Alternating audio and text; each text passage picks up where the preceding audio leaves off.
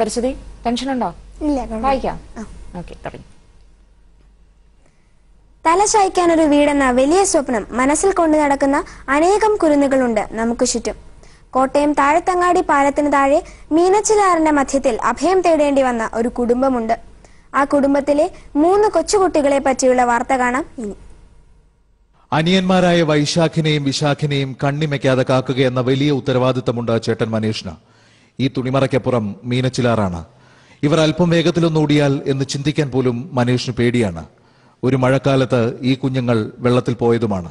കുത്തിയലച്ചൊഴുകിയ പുഴയിൽ നിന്ന് അന്ന് ഇവരെ രക്ഷപ്പെടുത്തിയതോർക്കുമ്പോൾ രക്ഷിതാക്കളായ ജോമോനും ഉഷയ്ക്കും ഞെട്ടൽ വിട്ടുമാറുന്നില്ല. 4 കഷ്ണം തുണിയും താഴത്തങ്ങാടി പാലം നൽകുന്ന സംരക്ഷണവുമാണ് ഈ കുഞ്ഞുങ്ങളുടെ വീടെന്ന സങ്കല്പം. ഞങ്ങൾക്ക് അടക്കാൻ വീടില്ല,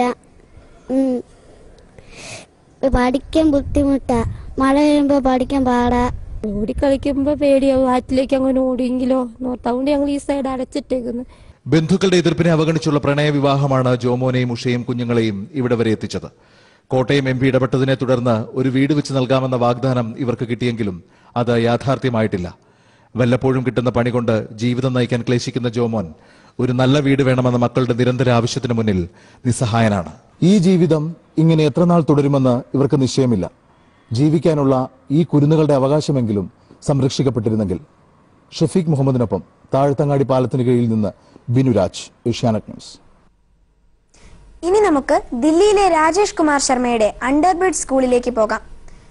ഒരു പാലത്തിനു താഴെയാണ് പാവപ്പെട്ട കുട്ടികൾക്ക് വേണ്ടിയുള്ള ഈ വിദ്യാലയം. ബെഞ്ചും ഡെസ്കും ക്ലാസ് മുറികളും ഒന്നുമില്ലെങ്കിലും 90 കുട്ടികളാണ് ഈ സ്കൂളിലേക്ക് ദിവസവും പഠിക്കാനെത്തുന്നത്. യമുനാ തീരത്തെ മെട്രോ സ്റ്റേഷന് താഴെയുള്ള പൊടി നിറഞ്ഞ റോഡിലൂടെ മുന്നോട്ട് പോയാൽ രാജേഷ് കുമാർ ശർമ്മ നടത്തുന്ന സ്കൂൾ കാണാം. മെട്രോ മേൽപ്പാലത്തിന് താഴെ നിലത്തി വിരിച്ച ഷീറ്റിലിരുന്നാണ് കുട്ടികളുടെ പഠനം. കറുത്ത പെയിന്റ് കൊണ്ട് വരച്ച ചതുരങ്ങളാണ് ബ്ലാക്ക് ബോർഡുകൾ. ചേരിയിൽ നിന്നുള്ള പാവപ്പെട്ട കുട്ടികളാണ് വിദ്യാർത്ഥികൾ. ഇടയ്ക്കൽപ്പം വികൃതികൾ, കാര്യത്തോടെ പഠിത്തം.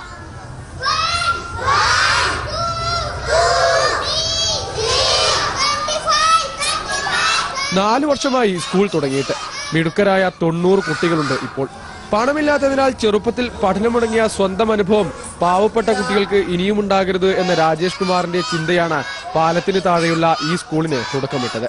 जिस व्यक्ति के पास में शिक्षा है वो सब कुछ कर सकता है, जिसके पास में शिक्षा नहीं है वो कुछ नहीं कर सकता है. രാവിലെ 9 മുതൽ 11 മണി വരെയാണ് ക്ലാസ്. പലചരക്ക് കടക്കാരനായ ഇദ്ദേഹം അത്രയും നേരം സ്വന്തം കട മറ്റാരെയെങ്കിലും നോക്കാൻ ഏൽപ്പിക്കും.